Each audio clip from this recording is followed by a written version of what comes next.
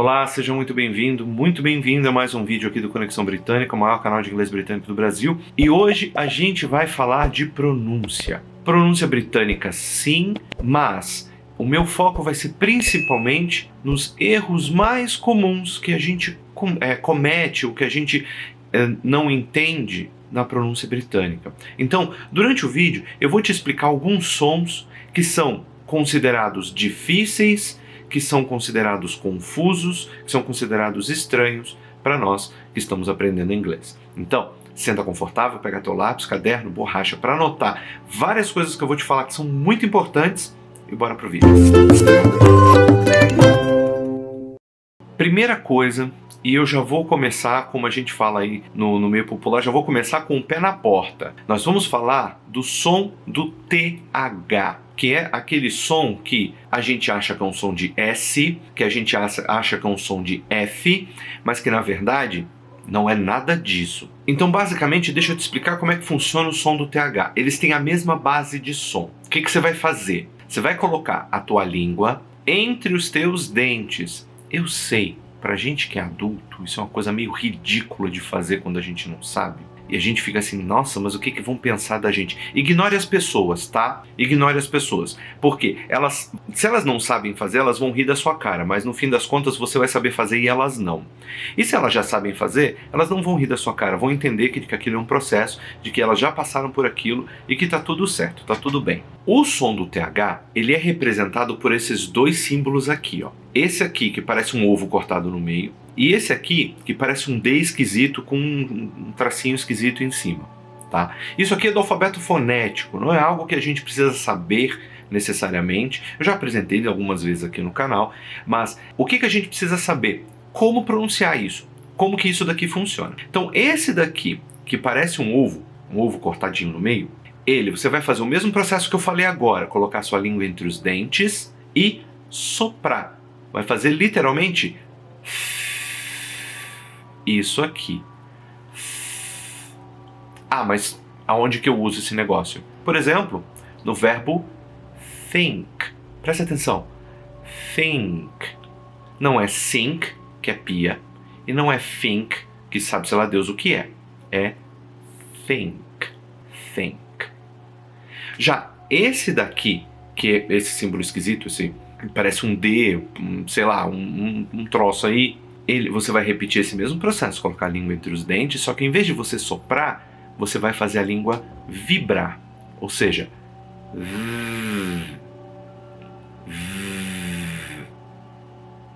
ah, mas aí eu vou usar isso aonde? Por exemplo, na palavra this. This. Não é this, porque this é um prefixo que quer dizer contrariedade, e também não é zes, não é fez, não é ses, que são outras coisas, tá? É this. This. Aí você deve pensar assim, poxa, mas eu só vou usar esses sons aí que você está falando no início da palavra? Não. Por exemplo, esse daqui que eu falei que é de think, eu posso usar na palavra month, month. Ou naqueles números ordinais, como por exemplo, fourth. Fourth. E esse daqui, tem duas palavras no inglês que eu uso isso daqui no meio delas. Por exemplo, mother, mother, father, father. Então assim, o som do TH, ele nos causa confusão e nos causa problemas para a gente poder pronunciar, por quê? A gente não tem isso em português, né? Eu acho que qualquer um que estiver assistindo esse vídeo agora vai olhar e falar, não, realmente, não existe isso em português, né? Por mais, eu tenho um probleminha de fala e eu falo com a língua presa. Tem gente que fala com a língua presa, só que não é o mesmo som. Porque aí a gente vai entrar num outro aspecto, numa outra esfera, que é a esfera das dislalias, que são alterações na forma correta, na forma normal da fala. Tá? E isso que eu estou explicando para você, que eu estou ensinando para você, isso é a forma normal deles falarem, tá? Mas você que por acaso tem alguma questão dessa, que tem a língua presa, você vai ter um pouco mais de facilidade em fazer isso. Se é o teu caso, conta aqui no comentário, eu quero saber quem é você, tá? Porque você é diferente dos outros. Então o que a gente vai fazer daqui pra frente? Você vai pegar várias palavras que tenham esses THs, tá? Porque existem inúmeras em inglês. E você vai pronunciar elas tentando colocar a sua língua entre os dentes. Algumas delas você vai soprar, que é o caso de think. Outras você vai fazer a língua vibrar, é o caso de mother, tá bom? Faz isso, exercita bastante, treina bastante, porque só assim a gente consegue fazer a coisa direitinho. E vamos para o tópico número 2, que esse é bem interessante, porque ele não é exatamente um erro. Perceba que eu disse não é exatamente um erro, mas ele vai determinar que tipo de inglês você está usando. Que tipo que eu falo no sentido de sotaque. Se você está usando o inglês mais americano, se você está usando o inglês mais britânico, tá? Pensando que esses dois ingleses, eles... como é que eu vou explicar? Eles influenciam outros sotaques no mundo, tá? Assim como o britânico influencia o neozelandês, o australiano, o inglês africano de uma forma geral, tá? E o americano influencia o canadense, o inglês havaiano e de alguns países ali do Caribe, tá? Então, do que eu tô falando? Tô falando exatamente da letra R. R, primeira letra do meu nome, por acaso. Porque o que acontece? Existe aquela máxima de que o britânico não enrola a língua para falar o R. Isso é verdade? Parcialmente verdade. Por que eu tô dizendo isso? Existe uma regrinha para quando você enrola a língua para falar o R. Vou te dar um exemplo.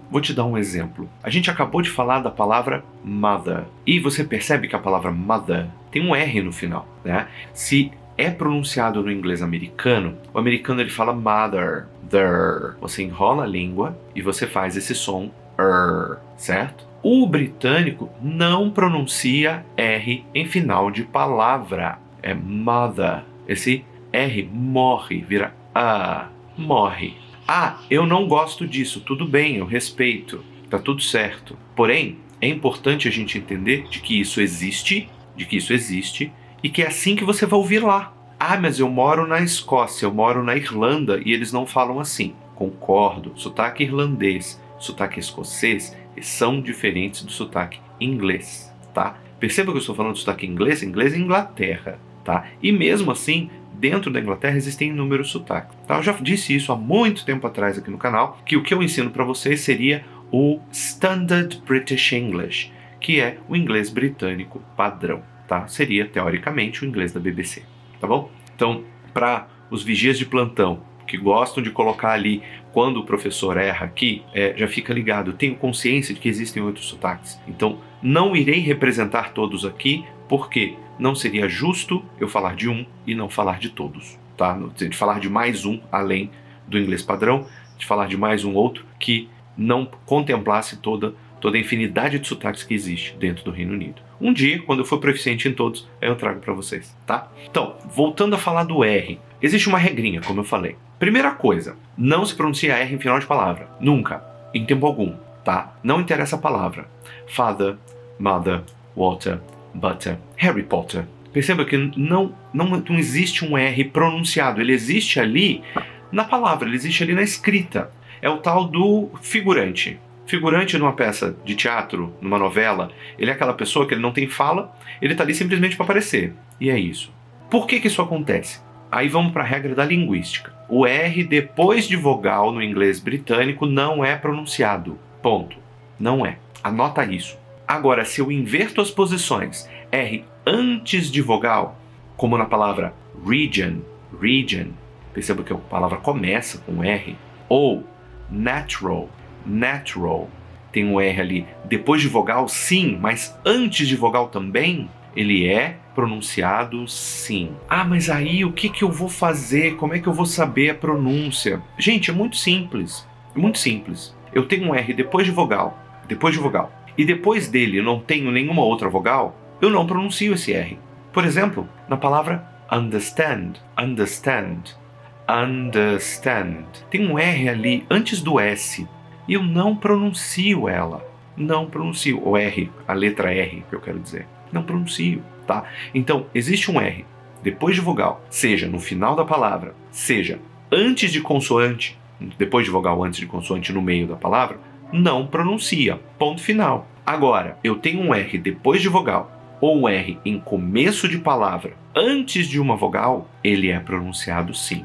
Sim. Então, faça o teste. Faça o teste. Eu vou desafiar você a fazer um teste, tá? Procure os tradutores que você conhece aí, eletrônicos, seja da Google, seja de qualquer outro lugar. Coloque para o inglês britânico, tá? Google Tradutor não tem a opção inglês britânico, você precisa entrar no tradutor pelo site google.co.uk, tá? Então você pode ir lá no link translate.google.co.uk. Aí você tem o tradutor em inglês britânico com o áudio em inglês britânico. Você vai lá e bota para ouvir essas palavras. Põe lá, não precisa acreditar em mim. Vai lá e coloca as palavras que eu te mostrei aqui. Mother, water, butter, Harry Potter, understand, region, ok?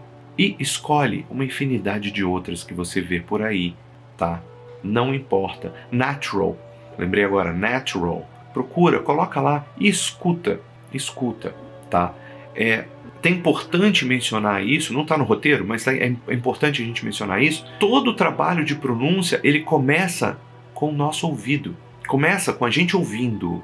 Ou seja, começa com a gente entendendo o que é o que. E depois a gente tentando imitar, tentando reproduzir, eu não gosto muito da palavra imitar, mas reproduzir no nosso corpo aquilo que nós vimos do lado de fora. Então faça esse teste. Eu desafio você a fazer esse teste e contar para mim aqui no comentário como é que foi para você. Se eu estou falando alguma bobagem ou se eu estou falando uma coisa realmente que vale a pena. Tá bom? Próximo ponto. A gente vai falar sobre a pronúncia de V e W.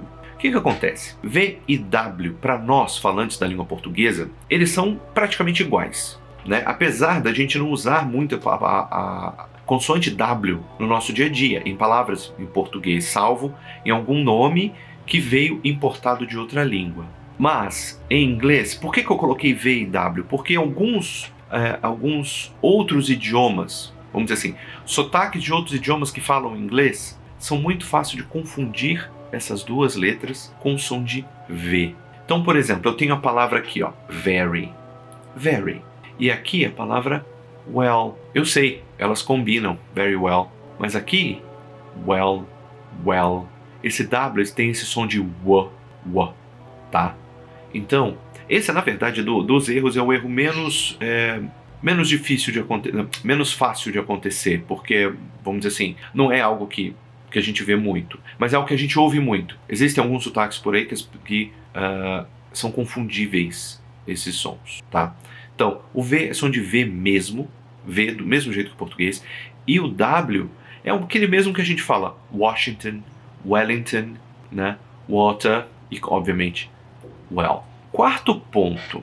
A gente vai falar um pouco sobre vogais curtas e longas. É algo que eu acho que eu nunca trouxe aqui no canal. Nunca falei sobre isso aqui no canal. E que o que acontece? Eu vou botar duas palavras aqui e você vai me dizer se elas são curtas ou longas, o som. Então, olha, tem essa daqui e essa daqui. Você acha que essa aqui é curta ou longa? Conta aqui pra mim. E essa daqui? Você acha que ela é curta ou longa? Conta aqui pra mim. Vou dar um tempo para você pensar e já eu trago a resposta. Pois muito bem. Essa daqui é meet. Meet.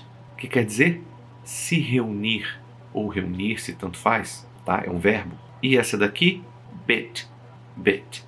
Que quer dizer um pouquinho, ou na linguagem da informática é um bit, né? É uma unidade de medida de informação, de dados. Vocês perceberam a diferença entre os dois? Essa daqui, eu falei ela mais longa, meet, e essa daqui ela é mais curta, mais seca, bit. Ou seja, algumas palavras no inglês, a vogal ela é mais longa, outras a vogal é mais curta. Como que eu vou saber isso? Algumas são óbvias. Meet tem duas vogais, então obviamente ela vai ser mais longa. Bit tem uma vogal só, obviamente ela vai ser mais curta. E já a gente começa por aí. O restante é de muita prática e tem a ver também com o quinto e último ponto desse vídeo, que é o estresse que eu dou para cada parte da palavra. O que é esse estresse que eu dou, né? Não significa que eu vou ficar estressando a palavra, né? Não é isso. Mas eu prefiro chamar de a música por dentro da palavra. Que vogal é mais forte, que vogal é mais fraca, que intenção que eu vou dar. É o tal do intonation, ou a entonação que a gente fala em português. Cada palavra tem a sua. cada palavra tem a sua. Então a minha sugestão para você é, use aquele tradutor que você gosta, não para traduzir. Eu não sou apoiador de ficar usando tradutor para guiar a tua vida, não. Mas eles são uma boa referência no sentido pronúncia, no sentido trabalho auditivo. Então a gente pode fazer o seguinte, você vai lá e coloca a palavra que você já viu ou que parece em português. A gente pode começar com palavras que parecem português. Vou dar um exemplo aqui para você. Essa palavra aqui, essa daqui. Como é que você acha que eu pronuncio ela? Porque ela parece uma palavra em português, aniversário. Ela parece. Só que a entonação dela é bem diferente. É anniversary, anniversary. Perceba que o acento, em inglês não tem acento, mas o acento moral, ele tá no versary, anniversary. Enquanto em português é aniversário. Tem até um acento agudo ali, tá? Outra, essa daqui, é exatamente igual. Não muda nem a escrita. Mas a gente fala isso aqui, chocolate. Em inglês, chocolate. Ou seja, muda a entonação, tá? Essa questão do estresse que você dá nas palavras, ele é importante sob o aspecto de você dizer a palavra certa do jeito certo para ser entendido, para ser entendida. Simples assim. Tá bom? Então, resumindo tudo que a gente falou um pouco sobre pronúncia britânica, a gente falou sobre o som do TH, que é extremamente importante para você pronunciar essas palavras corretas. Falamos do som do R, quando enrola, quando não enrola. Eu te dei uma regra, se você não lembra mais, volta lá e assiste de novo. A gente falou do som do V e do W, que as pessoas podem se confundir entre eles, mas não é, eles são completamente diferentes. Falamos das vogais longas, vogais curtas e também de entonação, ou seja, de estresse, onde você coloca mais estresse e menos estresse para pronunciar uma palavra. E bom, esse foi o vídeo de hoje, eu espero que você tenha gostado.